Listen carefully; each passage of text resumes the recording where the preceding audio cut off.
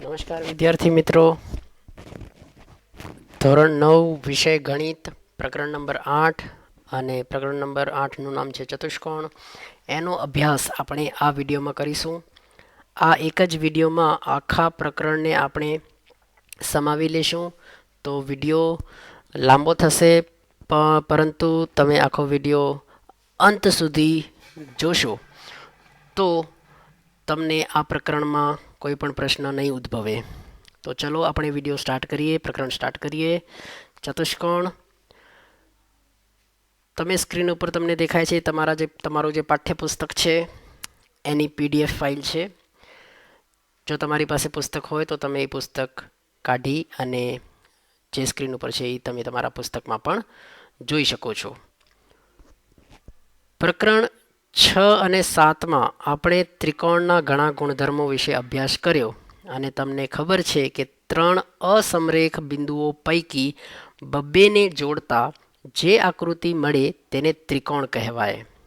આપણે પ્રકરણ 6 અને 7માં ત્રિકોણ વિશે આપણે શીખ્યા અને એના કેટલાક ગુણધર્મો વિશે પણ અભ્યાસ કર્યો અને આપણને શું ખબર પડી કે 3 અસમરેખ બિંદુઓ પૈકી બબ્બેને જોડતા જે આકૃતિ મળે,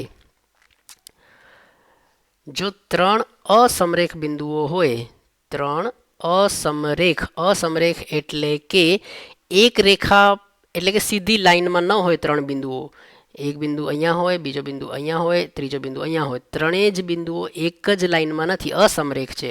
તો હવે આ ત્રણેય બિંદુઓ પૈકી બેની જોડી એટલે કે બેને જોડતા, આ બેને પહેલાં જોડીએ તો એક લાઈન બનશે, આ બેને જોડીશું તો એક લાઈન બનશે, આ બેને જોડીશું તો એક લાઈન બનશે. તો આવી રીતે 3 અસમરેખ બિંદુઓને બબ્બેને જોડતા જે આકૃતિ મળે છે તેને ત્રિકોણ કહેવાય છે. તો આ જે આકૃતિ મળી એને ત્રિકોણ કહેવાય છે. હવે આપણે 4 બિંદુઓ દર્શાવી અને તેમને કોઈ પણ ક્રમમાં જોડતા શું મળશે તે જોઈએ. તો આપણે નોંધીશું કે જો બધા જ બિંદુઓ સમરેખ એટલે કે એક જ રેખામાં હોય તો આપણને એક રેખાખંડ મળશે. તમે જુઓ આકૃતિ નંબર 1માં, આ જે આકૃતિ નંબર 1 છે એમાં જે 4 બિંદુઓ છે, બિંદુ 1, આ બિંદુ 2, આ ત્રીજો અને આ ચોથો, ચારે છે એ સમરેખ છે એટલે કે એક જ રેખામાં હોય એવા છે. તો હવે એ ચારેને આપણે જો જોડીશું તો આપણને કેવી આકૃતિ મળશે? તો આપણને એક રેખાખંડ મળશે. આને કહેવાય રેખાખંડ. તો આપણને રેખાખંડ જેવી આકૃતિ મળી. જો 4માંથી 3 બિંદુઓ સમરેખ હોય, 4માંથી, દાખલા તરીકે આ 4 બિંદુઓ છે, 1, 2, 3 અને 4. તો આ 4 બિંદુઓમાંથી 3 જે છે એ સમરેખ છે એટલે કે એક જ રેખા ઉપર છે, 3 સીધી લાઈનમાં છે. તો પછી આપણે જો એમને જોડીશું તો આપણને જે આકૃતિ મળે છે એ કેવા પ્રકારની છે? તો એ ત્રિકોણ છે. અને જો 4માંથી કોઈ પણ 3 બિંદુઓ સમરેખ ન હોય તો પછી આ 4 બિંદુઓ છે અને એમાંથી 3 બિંદુઓ સમરેખ નથી, આવી રીતે અલગ અલગ છે, એક જ રેખા ઉપર નથી 3 બિંદુઓ. તો પછી જે આકૃતિ મળશે તે આવા પ્રકારની હશે અથવા તો આવા પ્રકારની હશે. એક બિંદુ અહીંયા હોઈ શકે, બીજો બિંદુ અહીંયા હોય, ત્રીજો અહીંયા હોય અને ચોથો અહીંયા હોય. તો જો આવા પ્રકારે હોય તો આવા પ્રકારની આકૃતિ મળશે. તો આ જે બે આકૃતિ મળી, એક છે આકૃતિ નંબર 3 અને એક છે આકૃતિ નંબર 4. તો જો આ બંને આકૃતિઓમાં 3 બિંદુઓ સમરેખ નથી, કોઈ પણ 3 બિંદુઓ સમરેખ ન હોય તો આપણને 4 બાજુઓવાળી એક બંધ આકૃતિ મળશે. આ કેવી આકૃતિ છે? 4 બાજુ છે આવી આકૃતિ. આ આકૃતિની જુઓ, એક બાજુ, આ બીજી બાજુ, આ ત્રીજી બાજુ અને આ ચોથી બાજુ, 4 બાજુવાળી આકૃતિ મળી. આ આકૃતિમાં પણ આ એક બાજુ, આ બીજી બાજુ, આ ત્રીજી બાજુ અને આ ચોથી બાજુ. તો આવી 4 બાજુઓવાળી એક બંધ આકૃતિ મળશે.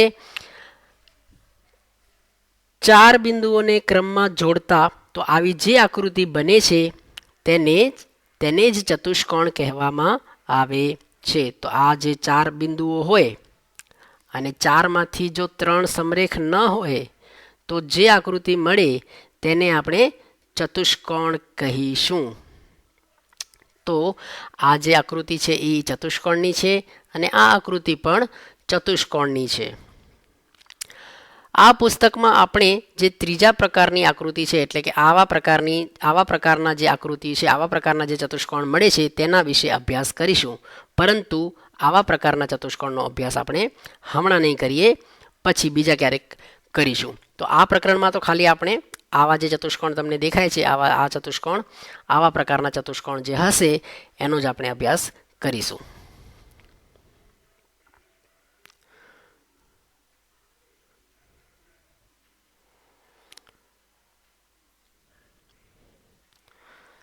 તો ચતુષ્કોણને 4 બાજુઓ, કેટલી બાજુ હોય? 4.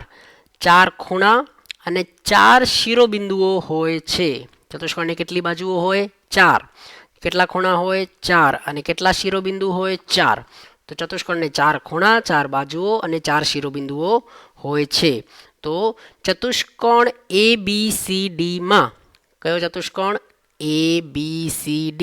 આ ચતુષ્કોણ છે ABCD. ચતુષ્કોણ ABCD. તો આ જે ચતુષ્કોણ છે ABCD. ચતુષ્કોણ ABCD માં AB એટલે કે AB, પછી BC એટલે કે આ બાજુ BC, CD એટલે કે CD આ બાજુ, અને DA બાજુઓ છે. આ 4 બાજુઓ છે. તેના 4 શિરોબિંદુઓ તો A, B, C અને D એ 4 શિરોબિંદુ છે. કયા કયા? A, આ B, આ C અને આ D. એને શું કહેવાય? 4 શિરોબિંદુઓ છે. આ શિરોબિંદુઓ છે. અને 4 ખૂણાઓ, તો 4 ખૂણાઓ કયા કયા? તો ખૂણો A, ખૂણો B, ખૂણો C અને ખૂણો D એ 4 ખૂણાઓ છે. કયા કયા ખૂણાઓ? તો આ છે ખૂણો A, આ છે ખૂણો B, આ છે ખૂણો C અને આ છે ખૂણો D. આવી રીતે 4 ખૂણાઓ. હવે એને તેની સામે આવેલા શિરોબિંદુ C અને B, A ને C સાથે અને B ને D સાથે જોડો. તો જે A છે એની સામેનો શિરોબિંદુ કયો છે? C. તો A ને C સાથે જોડો. તો આ આપણે જોડ્યું. અને કીધું છે કે B ને D સાથે જોડો. તો આ એ જોડ્યું. તો આ જે બે રેખાખંડ મળ્યા આપણને, કયા 2 રેખાખંડ? તો AC અને BD. તો AC અને BD ચતુષ્કોણ ABCD ના 2 વિકર્ણ છે. તો AC અને BD ને શું કહેવાય? વિકર્ણ. એટલે કે શિરોબિંદુ A અને એની સામેનો શિરોબિંદુ છે C, એને જોડ્યો તો આ વિકર્ણ મળ્યો AC, અને B અને D ને જોડવાથી વિકર્ણ BD મળે આપણને. તો આવી રીતે ચતુષ્કોણના 2 વિકર્ણો પણ છે.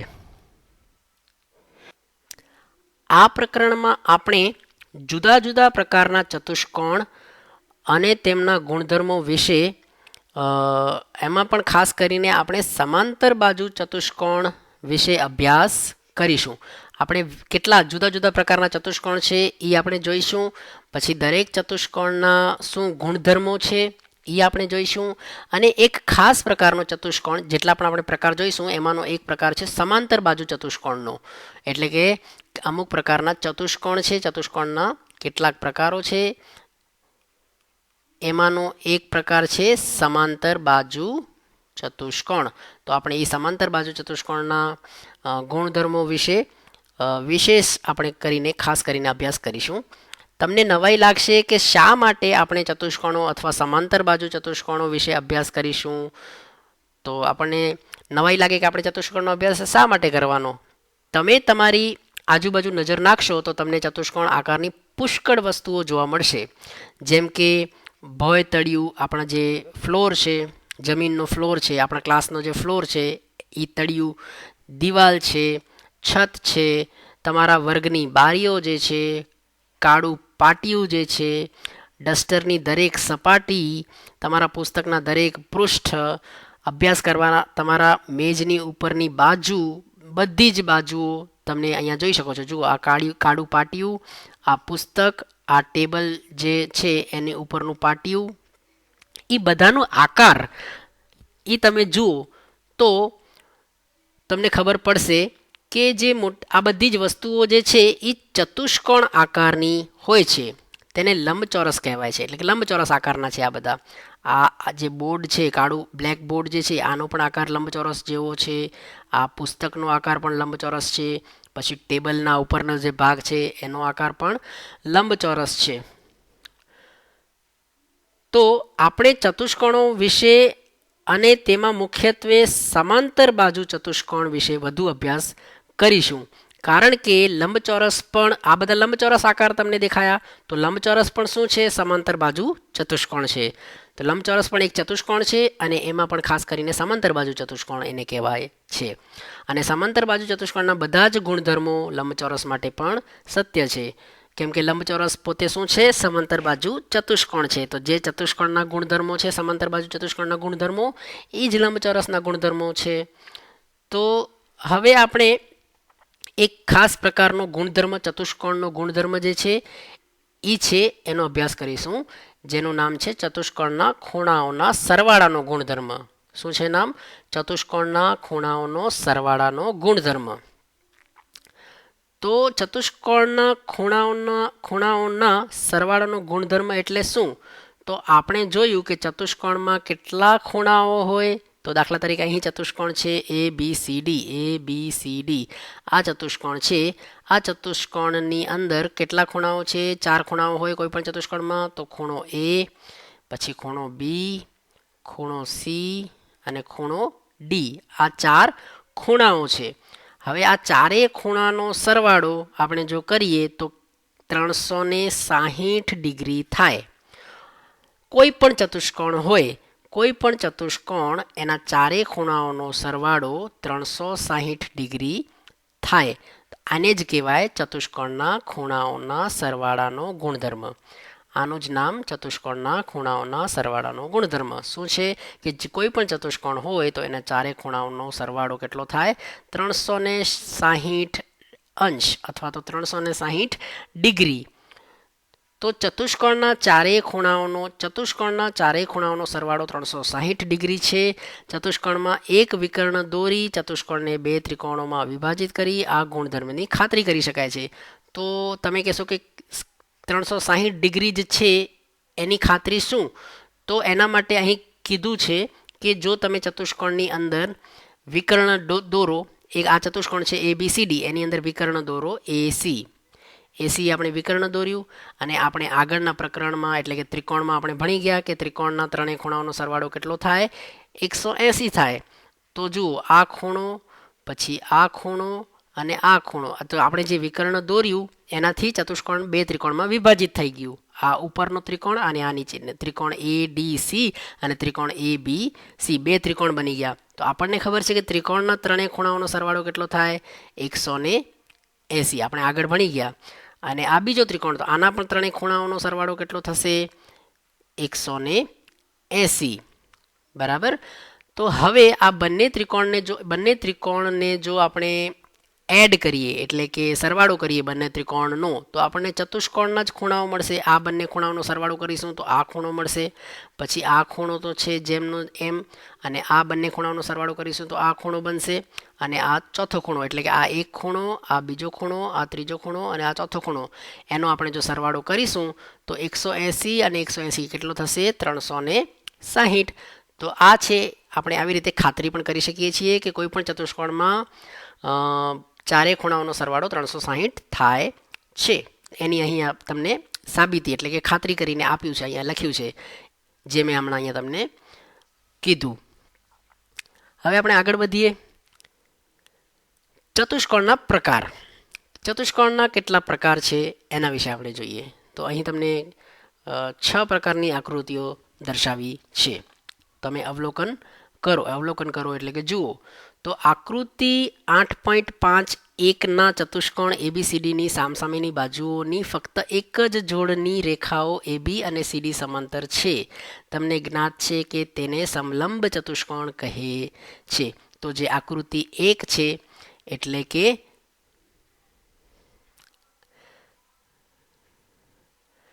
આ જે તમને દેખાય છે આકૃતિ નંબર 1માં જે સામસામેની બાજુઓ છે, એક છે AB અને ડીસી ખાલી આ બે જ બાજુઓ એટલે કે આ બે જ બાજુઓ સમાંતર છે અને બાકીની બાજુ છે એડી અને બીસી એ સમાંતર નથી. તો આવા પ્રકારનો અગર કોઈ ચતુષ્કોણ હોય તો એને સમલંબ ચતુષ્કોણ કહેવાય. એને ઇંગ્લિશમાં ટ્રેપેઝિયમ પણ કહેવાય છે.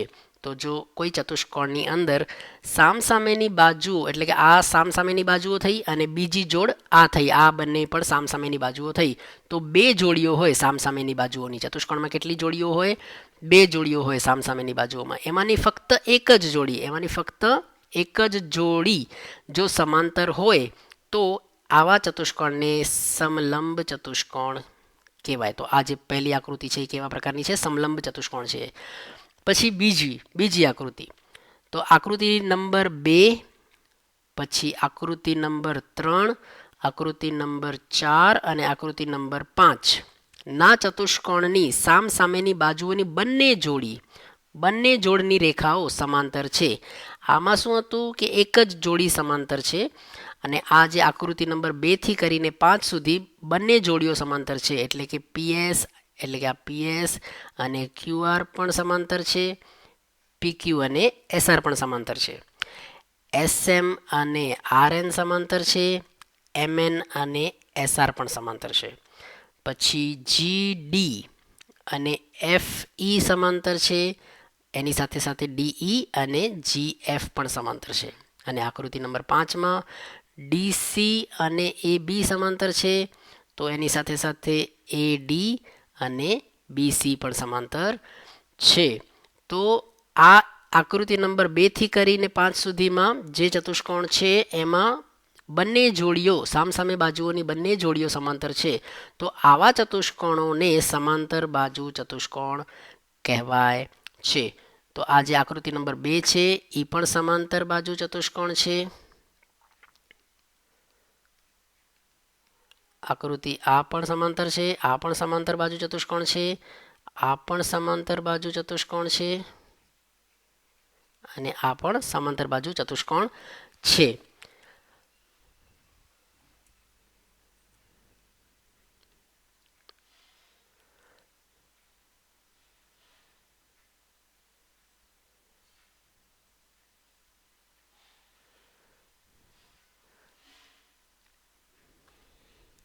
પછી તમે અહીંયા જુઓ કે આકૃતિ નંબર 3માં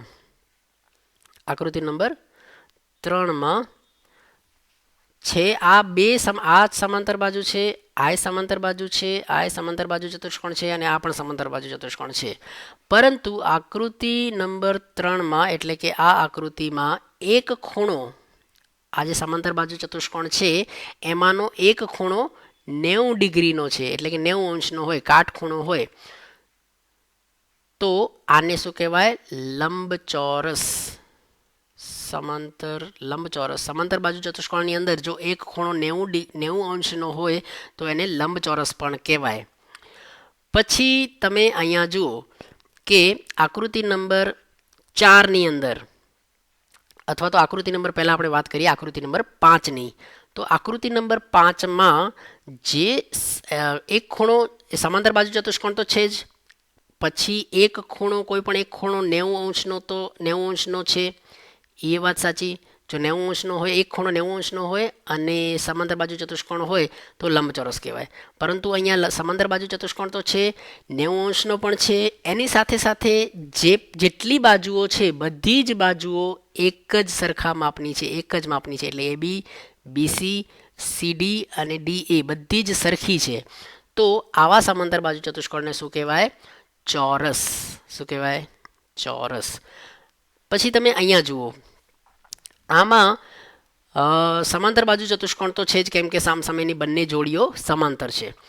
એની સાથે સાથે જેટલી બાજુઓ છે એ બધી જ બાજુઓ સરખા લંબાઈની છે.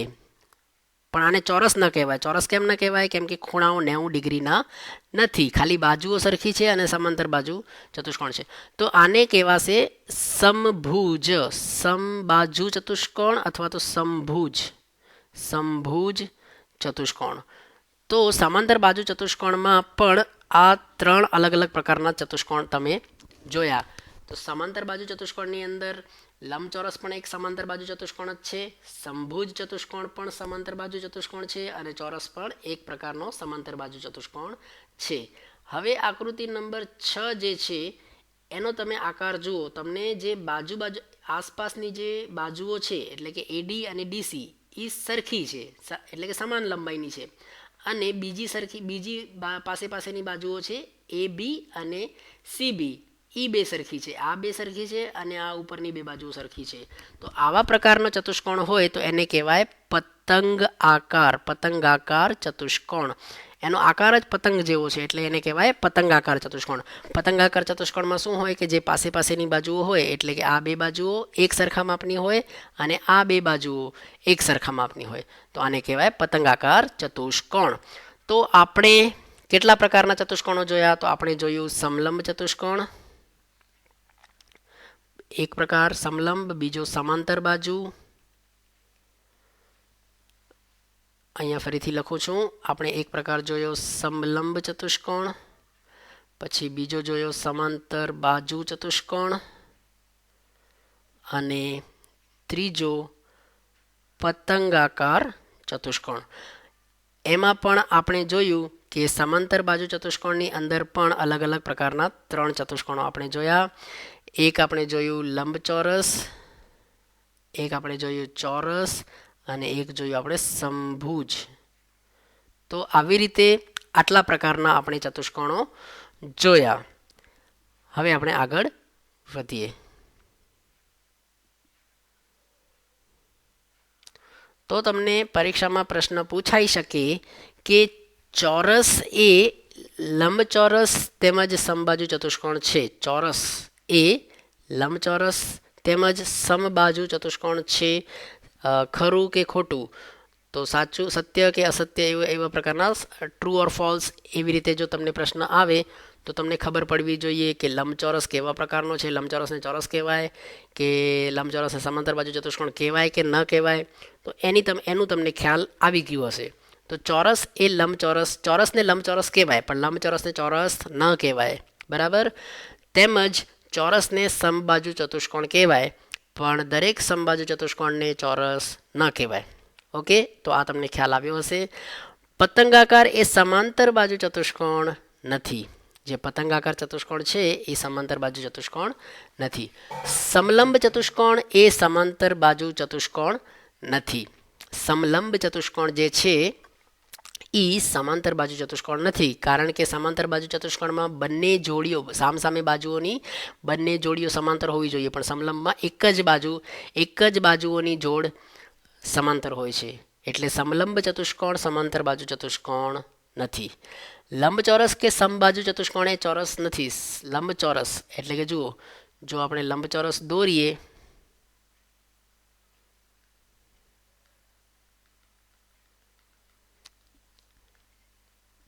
લંબચોરસ એ સમબાજુ ચતુષ્કોણ કે ચોરસ નથી. તો જુઓ, જે લંબચોરસ છે એ સમબાજુ એટલે કે સમબાજુમાં શું હોય, બધી જ બાજુઓ સરખી હોય. તો લંબચોરસમાં બધી બાજુ સરખી ન હોય એટલે કે લંબચોરસ સમબાજુ ચતુષ્કોણ નથી. અને લંબચોરસ ચોરસ પણ નથી, ચોરસમાં પણ બધી બાજુઓ સરખી હોય. તો લંબચોરસમાં બધી જ બાજુઓ સરખી નથી. બે બાજુ સામસામેની બાજુઓ સરખી હોય પણ બધી જ બાજુ એક સરખી હોતી નથી. એટલે કે લંબચોરસ જે છે એ સમબાજુય નથી અને ચોરસે નથી. પણ ચોરસને તમે લંબચોરસ કહી શકો. લંબચોરસની શરત કેટલી છે કે સામસામેની બાજુ સરખી હોવી જોઈએ. તો ચોરસમાં તો એ છે, અને એક ખૂણો જે છે એ 90 અંશનો હોવો જોઈએ, તો એ પણ છે. એટલે કે ચોરસને લંબચોરસ કહી શકાય પણ લંબચોરસને ચોરસ ન કહી શકાય. એવી જ રીતે ચોરસને સમબાજુ કહી શકાય પણ સમબાજુ ચતુષ્કોણને ચોરસ ન કહી શકાય. કેમ કે જુઓ, સમબાજુમાં શું હોય કે સમાંતર બાજુ ચતુષ્કોણ હોવું જોઈએ. સમાંતર એટલે કે બંને જોડીઓ સમાંતર હોવી જોઈએ. તો બંનેમાં સમાંતર છે બંને જોડીઓ, સમબાજુમાં પણ ચોરસમાં પણ.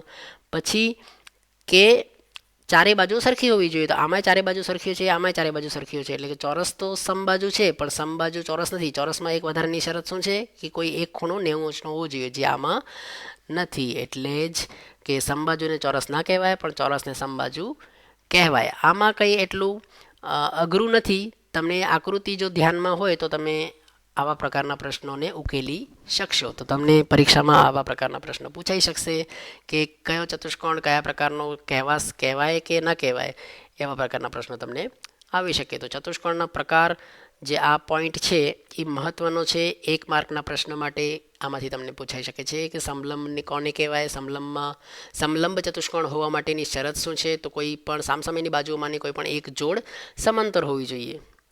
ઓકે, ચલો હવે વધારે આના ઉપર આપણે ડિસ્કસ નથી કરતા. આપણને આખો પાઠ પૂરો કરવાનો છે, તો આપણે આગળ વધીએ. કહેવાનો મારો મતલબ એટલો જ છે કે ચતુષ્કોણના પ્રકારો ઉપર તમને પ્રશ્ન આવી શકશે.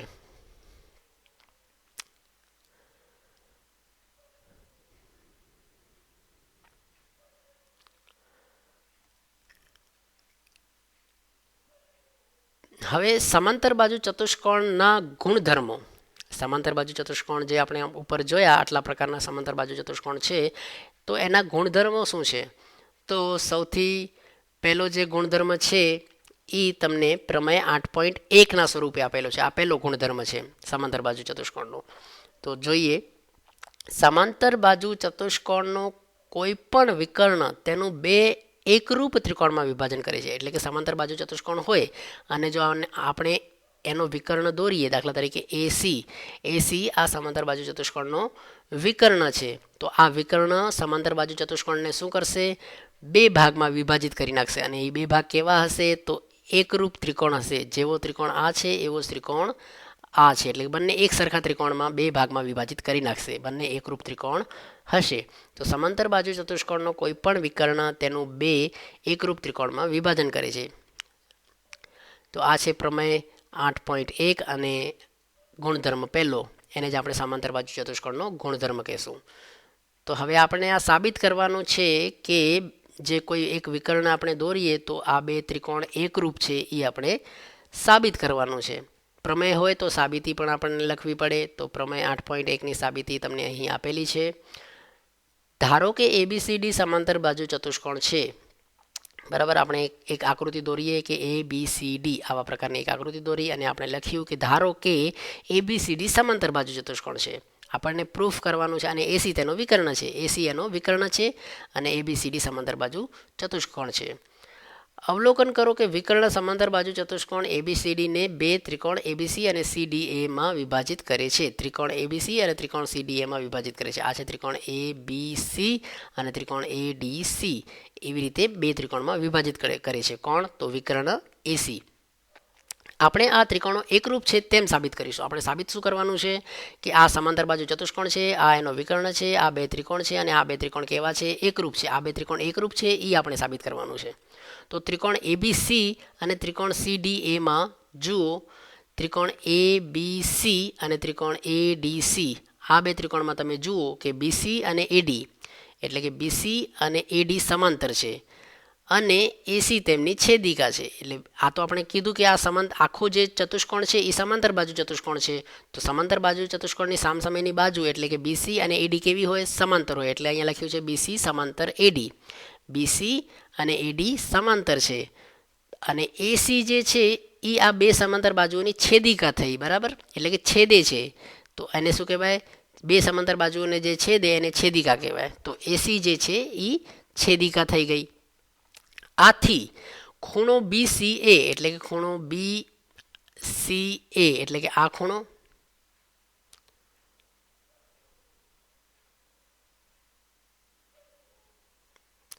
ખૂણો BCA એટલે કે આ ખૂણો ખૂણો BCA એટલે કે આ ખૂણો અને ખૂણો DAC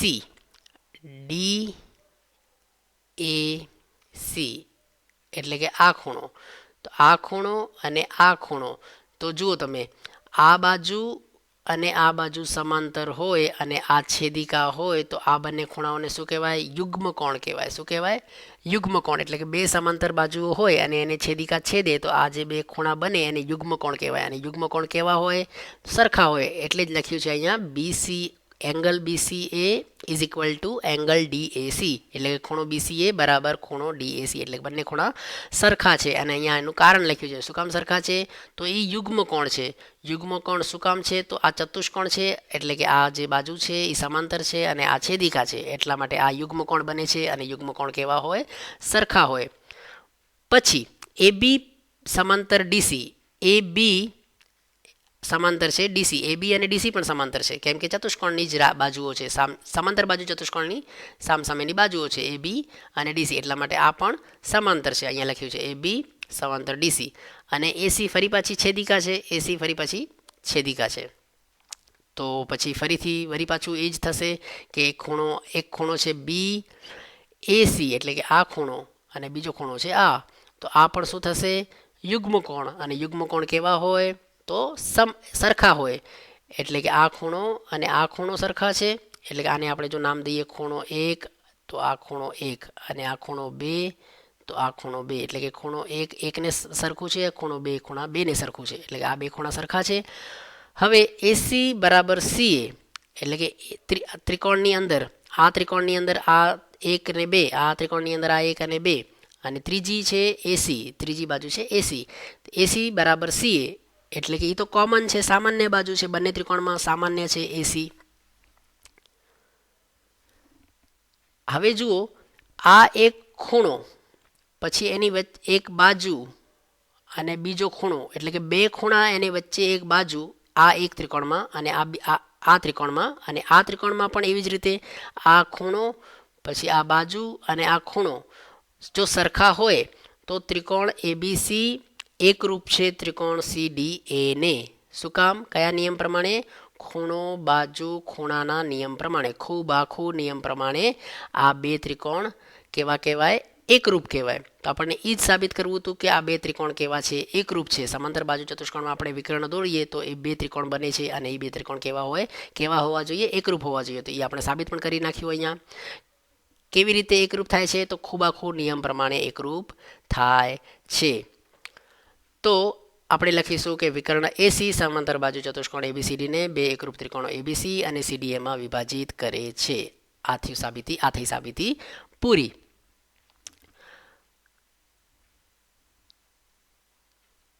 હવે આપણે જોઈશું સમાંતર બાજુ ચતુષ્કોણનો બીજો ગુણધર્મ. તો આ આપણે પહેલો ગુણધર્મ જોયો, અને એ ગુણધર્મ આપણે પ્રમેય સ્વરૂપે લખ્યું હતું, અને એની સાબિતી પણ આપણે આપી. હવે આપણે જોઈએ પ્રમેય 8.2, એટલે કે બીજો ગુણધર્મ જોઈએ આપણે. તો સમાંતર બાજુ ચતુષ્કોણમાં સામસામેની બાજુઓ સમાન હોય છે. આ તો આપણને ખબર જ છે કે સમાંતર બાજુ ચતુષ્કોણ કોને કહેવાય? તો એની સામસામેની બાજુઓ કેવી હોવી જોઈએ? સમાન હોવી જોઈએ. સમાંતર તો હોય જ, પણ સમાન પણ હોવી જોઈએ, તો જ સમાંતર બાજુ ચતુષ્કોણ કહેવાય. તો આ એનો બીજો ગુણધર્મ કે સમાંતર બાજુ ચતુષ્કોણમાં સામસામેની બાજુઓ સમાન હોય છે, સરખી હોવી જોઈએ. સમાંતર તો હોય જ, પણ સરખી પણ એક લંબાઈની પણ હોવી જોઈએ. પછી ત્રીજો ગુણધર્મ, જો કોઈ ચતુષ્કોણની સામસામેની બાજુઓની પ્રત્યેક જોડની બાજુઓ સમાન હોય તો તે ચતુષ્કોણ સમાંતર બાજુ ચતુષ્કોણ કહેવાય છે. હવે આ ત્રીજો ગુણધર્મ શું કહે છે? કે સમાંતર જો કોઈ ચતુષ્કોણ હોય, કોઈ પણ ચતુષ્કોણ હોય, એની સામસામેની બાજુઓ જે હોય, બે જોડીઓ હોય સામસામેની બાજુઓની, તો એ બંને જોડીઓમાં જો સામસામેની બાજુઓ સરખી હોય, સમાન લંબાઈની હોય, એટલે કે પહેલી એક જોડ હોય સામસામેની બાજુની, એ બંને સરખી હોય, અને બીજી જોડ પણ સામસામે બાજુની હોય, એ બંને પણ સરખી હોય, તો એ ચતુષ્કોણ કેવો ચતુષ્કોણ હશે? સમાંતર બાજુ ચતુષ્કોણ હશે. આપણે શું ભણી રહ્યા છીએ? આપણે શું શીખી રહ્યા છીએ? સમાંતર બાજુ ચતુષ્કોણના ગુણધર્મો. તો સમાંતર બાજુ ચતુષ્કોણના આપણે ગુણધર્મોમાં પહેલો ગુણધર્મ શું જોયો? કે સમાંતર બાજુ ચતુષ્કોણનો કોઈ પણ વિકર્ણ તેનું બે એકરૂપ ત્રિકોણમાં વિભાજન કરે છે. પછી આપણે બીજો ગુણધર્મ જોયો કે સમાંતર બાજુ ચતુષ્કોણમાં સામસામેની બાજુઓ સમાન હોય છે. પછી આપણે આ જે ગુણધર્મ બીજો જોયો એને આપણે પ્રતિપ્રમેય પણ કહેવાય, એટલે કે એનો જ ઊંધો છે. આપણે આમાં શું કીધું? કે સમાંતર બાજુ ચતુષ્કોણમાં સામસામેની બાજુઓ સમાન હોય છે, અને આ પ્રમેય 8.3માં આપણે શું કહીએ છીએ? કે સામસામેની બાજુઓની પ્રત્યેક જોડની જો બાજુઓ સમાન હોય તો સમાંતર બાજુ ચતુષ્કોણ છે. આમાં કીધું સમાંતર બાજુ ચતુષ્કોણ હોય તો સામસામેની બાજુઓ સરખી હોય, અને આમાં કીધું કે સામસામેની બાજુઓ સરખી છે તો સમાંતર બાજુ ચતુષ્કોણ છે. એટલે આ બંનેને શું કહેવાય? એકબીજાના પ્રતિપ્રમેય કહેવાય. પ્રતિપ્રમેય એટલે કે એકબીજાના ઉલટા.